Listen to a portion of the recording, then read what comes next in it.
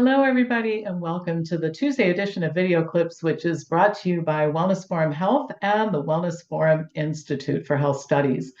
A couple of announcements before I get into today's topic. One is the free mastery course for health professionals, June 11th, 12th, and 13th, is coming up soon. It's 3 hours each night starting at 8 p.m. Eastern. We'll record it in case you can't join us live.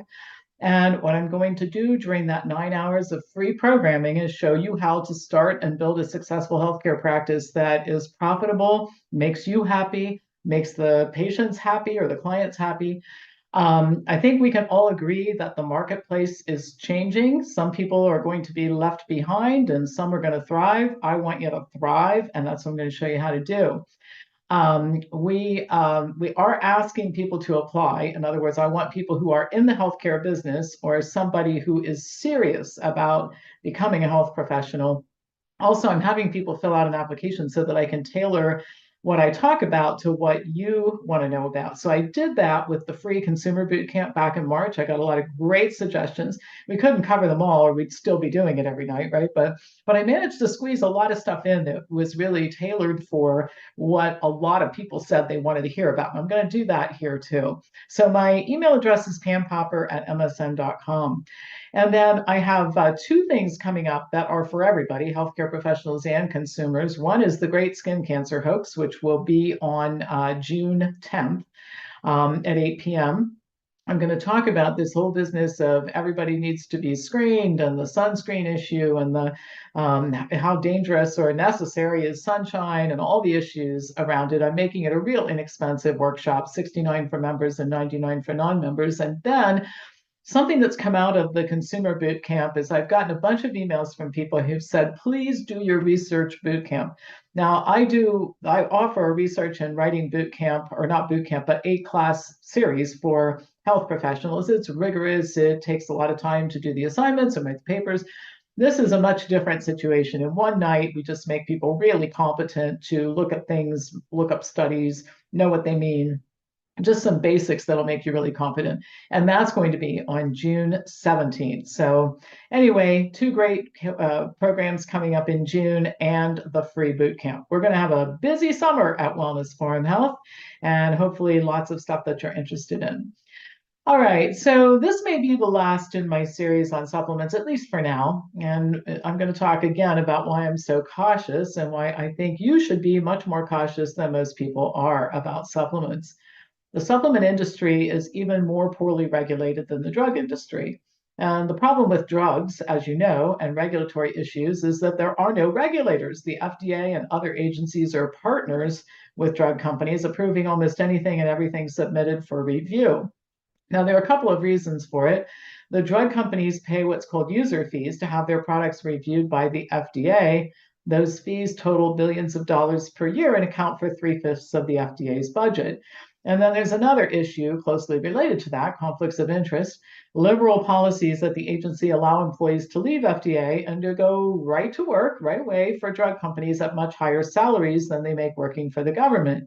So I think it's difficult, it strains credulity to think that this doesn't influence decision making. I mean, a regulator sits across the table from a future employer and may not want to upset that employer by asking for more research or saying no to an application. The FDA used to regulate supplements, but engaged in increasingly aggressive and unwarranted anti-supplement behavior that culminated in a raid by armed law enforcement officers on Dr. Jonathan Wright's office in Tacoma, Washington. You heard that right, armed agents. I always think it's good to go into a doctor's office with guns blazing, right? I mean, this is insanity. The agency claimed to be concerned about vitamin C injections and other supplements that Wright recommended to his patients at the time. Now, there was a lot of outrage in response, which was justified and understandable. Wright appeared on a lot of shows, including the Larry King Live Show when it was on television. People mailed checks totaling over $250,000 for his legal defense, an amazing amount of money when you consider that this was decades ago. I mean, people were really upset about this. He was never charged with anything. The FDA just seemed to want to have this hanging over his head, which they did that for a long time. Well, eventually Congress passed a law in 1994 that limited the FDA's authority over supplements. Senator Orrin Hatch from Utah, which is a big supplement manufacturing state, sponsored the bill. Small health food stores, which have almost disappeared now, generated hundreds of thousands of paper letters. This was before email, which they don't read. So 100,000 letters takes up space. So hundreds of thousands of letters can take up space, as you might imagine. And the stores also raised enormous amounts of money for Hatch. The Dietary Supplement Health and Education Act, or DSHEA, was signed into law in 1994, and it prohibited the FDA from putting up unreasonable regulatory barriers, and that was the exact language from the bill, that would prohibit people from purchasing supplements. Manufacturers no longer had to prove that their products were safe. The FDA had to actually prove that they were unsafe to remove them from the market, and approval was required from a lot of individuals to do this: the FDA commissioner, legal counsel, Health and Human Services chief counsel, and the secretary of the Department of Health and Human Services. So the assumption was that all supplements were safe until proven otherwise, and it wasn't real easy to prove otherwise. The federal government has a very long history of ridiculous overreach when it comes to supplements and many other forms of natural health. Less regulation is better, in my opinion, and FDA had definitely gone off the deep end leading up to the raid on Dr. Wright's office. But in the absence of anyone or any agency overseeing this multi-billion-dollar industry, consumers have to take more responsibility for looking into supplements and, frankly, everything else in medicine before taking action. Now, I'm just going to share a couple of recent episodes and, well, somewhat recent episodes.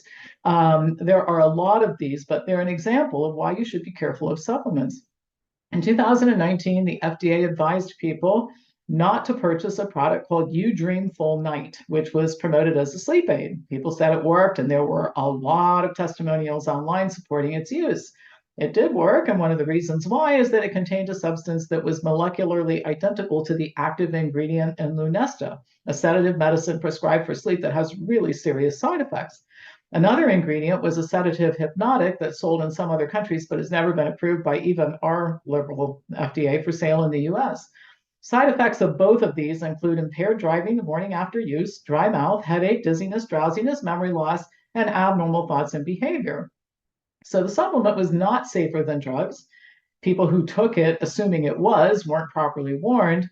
Drugs for sleep are a bad idea, but at least people know that drugs have side effects and might investigate if they start having disturbing symptoms like memory loss and abnormal thoughts, if this would start after taking them.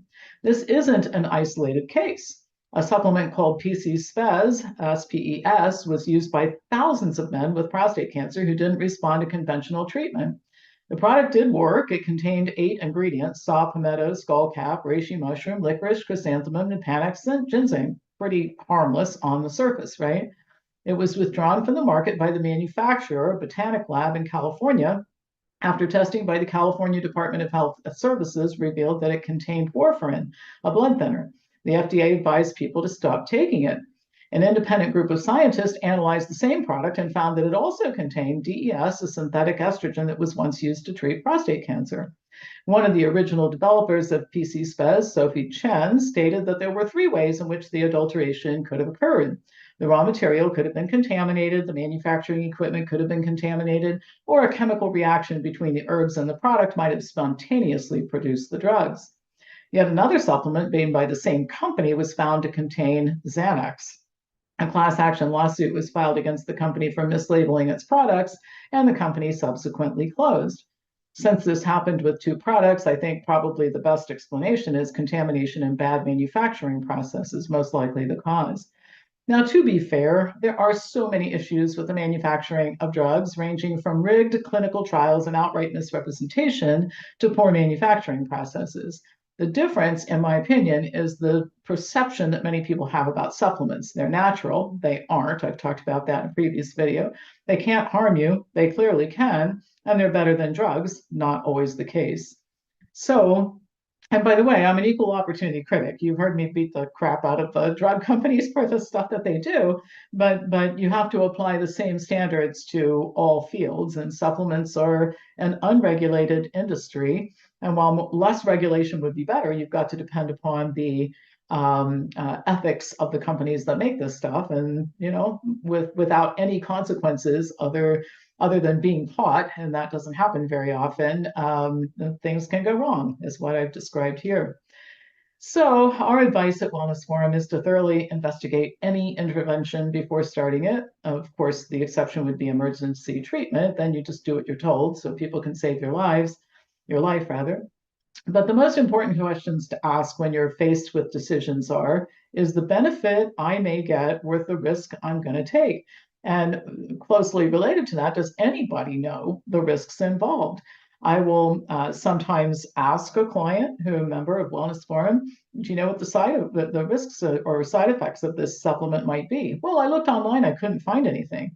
Well, that doesn't mean that there isn't a risk or a side effect. It just means that maybe there haven't been any studies on this particular supplement yet. So if you have to take that into consideration, then I have no idea what the risk might be, but I'm willing to take the risk. That's up to you. It's not up to me to make that decision. Is there more effective or less risky option for addressing whatever it is that you're addressing? And then what is the consequence of doing nothing? And talking about doing nothing, a lot of people who I speak with, and in the course of a week, I speak to a lot of people. A lot of people I speak with are taking supplements they think that the supplements will help them with a disease condition. That's part of it. But they're also taking supplements because they just think it's a good idea to protect their health. And that's not necessarily so. I mean, the things you have to be most careful about, you've heard me say this before, are ones that have an effect. Because if there's an effect, there's going to be a side effect. So if this thing is doing anything positive for you, there will be a side effect. Whether or not you know about it is entirely different. But taking supplements does not protect your health. Eating food, exercising, sunshine, take my skin cancer workshop, sunshine and hydration and your mental and psychological state. Those are things that protect your health, not isolated nutrient pills you buy at a health food store. So that brings me back to the research boot camp coming up. We're going to cover a lot of ground in an evening to teach basics, because not everybody's a candidate to take an 8-month course that involves 20 hours or more of research and writing in between classes. So this is a great option if that's not for you. So interested in any of this stuff, please send me an email at pampopper@msn.com. Once again, because you might want to see the references, I'll drop this information into next Monday's newsletter, so you'll have a written copy of it so that you can show others. As usual, pass this on to anybody who you think would enjoy watching it, and I will be back to you on Thursday with more news. Thank you for watching.